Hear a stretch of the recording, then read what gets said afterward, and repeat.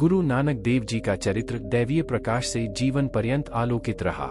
उनके आध्यात्म, मानवता और शिक्षाओं ने हिंदू और मुस्लिम दोनों वर्गों के दिलों पर राज किया। देश और दुनिया में अलौकिक अलख जगाने के बाद उन्होंने जीवन में अंतिम समय में करतारपुर साहिब, अब पाकिस्तान, में ठिकाना बना लिया था। एक दिन गुरु नानक ने भाई साधर्म को बताया कि अब उनके बैकुंठगमन का समय निकट आ गया है। उनकी इस घोषणा के बाद उनके हिंदू मुस्लिम अनुयायियों में कोलाहल मच गया। सब उन्हें इस बात के लिए मनाने लगे कि वे इतनी जल्दी उन्हें अनाथ छोड़कर न जाएं। बाबा नानक जी ने मुस्कराते हुए कहा कि प्रकृति के अपने नियम हैं, जिन्हें परमात्मा गढ़ता है, और ये नियम अटल हैं। इसके बाद करतारपुर साहिब में भारी भीड़ जुटने लगी। जिसको भी इस दुखद खबर का पता चलता, वह उनके अंतिम दर्शनों के लिए उनके पास आने लगा। इसी बीच गुरु नानक देव जी ने भाई लहना जी को अपना उत्तराधिकारी घोषित कर दिया था, जिन्हें बाद में गुरु अंगद देव जी के नाम से जाना गया। इस पर कुछ लोगों ने तीव्र विरोध किया था। इसीलिए गुरु नानक देव जी ने गुरु अंगद देव जी को करतारपुर साहिब छोड़कर खडूर साहिब जाने की सलाह दी थी।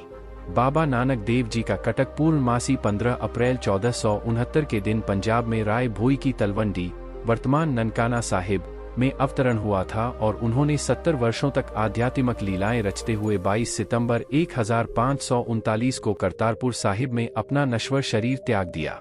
एक दिव्य ज्योति पृथ्वी ग्रह की यात्रा पूरी करके परम ज्योति में विलीन हो गई। इसलिए गुरु नानक देव जी की मृत्यु को अक्सर सिख परंपरा में उनकी ज्योति ज्योत के रूप में वर्णित किया जाता है। ऐसा कहा जाता है कि इससे पहले गुरुजी साहिब ने एक फकीर को अपने संस्कार के बारे में कुछ निर्देश दिए थे। उनके परलोकगमन के बाद एक विवाद खड़ा हो गया। हिंदू चाहते थे कि उनके शव का वैदिक रीति से अंतिम संस्कार किया जाए, जबकि मुसलमान भी पहुंचा हुआ फकीर मानते थे, इसलिए वे उन्हें दफनाना चाहते थे। तब उस फकीर ने एक तजवीज पेश की कि उनके शव पर हिंदू और मुस्लिम समुदायों की ओर से अलग अलग दाईं और बाईं ओर पुष्प चढ़ाए जाएं। जिस वर्ग के फूल ताजे रहेंगे, उसे अपनी रीति से अंतिम संस्कार का अधिकारी मिलेगा, और जिसके फूल मुरझा जाएंगे, उस वर्ग का अधिकार खत्म हो जाएगा। इसके बाद दोनों वर्गों ने प्रस्ताव के अनुसार फूल अर्पित किए और उनका पार्थिव शरीर चादर से ढक दिया गया। अगले दिन जब सुबह कपड़े की चादर हटाई गई, तो गुरु नानक देव जी का शरीर गायब मिला और उस स्थान पर दोनों वर्गों के रखे हुए फूलों के गुच्छे बराबरी से ताजे पाए गए। तब दोनों समुदायों ने गुरु नानक देव जी के शरीर को ढकने वाले कपड़े की चादर और उनके पास मौजूद फूलों को विभाजित करने का निर्णय लिया। एक समुदाय ने गुरु नानक देव जी के उन फूलों को दफनाया। दूसरे वर्ग ने गुरु नानक देव जी के फूलों को सनातन वैदिक रीति से मुखाग्नि दी। इसीलिए करतारपुर गुरुद्वारा साहिब में हिंदू परंपरा के अनुसार एक समाधि बनी हुई है और मुस्लिम रिवाज के मुताबिक एक कब्र मौजूद है। हालांकि यह कब्र करतारपुर भवन के बाहर है। इस तरह करतारपुर साहिब में दोनों समुदायों के दावों और गुरु नानक देव जी के प्रति उनके अनुराग के कारण दो यादगारें हैं।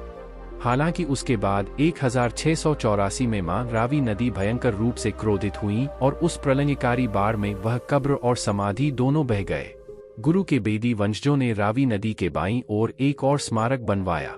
हालांकि इसकी तक बहुत आलोचना हुई थी, क्योंकि गुरु नानक जी कब्र और समाधि बनाए जाने और उनकी पूजा करने के विरोधी रहे हैं। एक तीसरा स्मारक भी है, जो एक डेरा है, यानी एक बस्ती है, जिसे अब डेरा बाबा नानक कहा जाता है। यह अमृतसर से 50 किलोमीटर गुरदासपुर जिले में अब एक उपतहसील है। करतारपुर इसीलिए खालसा पंथ का सर्वोच्च आदरणीय स्थान है। यहाँ एक ही दैवीय शक्ति के 3 स्मारक हैं। बंटवारे के बाद करतारपुर साहिब पाकिस्तान में चला गया, जो भारत की सीमा से स्पष्ट दिखाई पड़ता है। पहले सिख भाई दूरबीन करतारपुर साहिब गुरुद्वारा के दर्शन करते थे। संयुक्त राष्ट्र के पूर्व सदस्य जॉन मैकडॉनल्ड्स ने 20 जून 2008 को करतारपुर साहिब स्थल का जायजा लिया था और इसे भारत और पाकिस्तान के बीच मैत्री के सेतु के रूप में वर्णन किया था, जिससे दोनों देशों की तल्खियां दूर हो सकती हैं। अब भारत और पाकिस्तान में एक समझौते के बाद करतारपुर कॉरिडोर बनवाया गया है। इस कॉरिडोर को पार करके भारतीय सिख भाई बिना पासपोर्ट या वीजा के करतारपुर साहिब की तीर्थ यात्रा पर जाते हैं।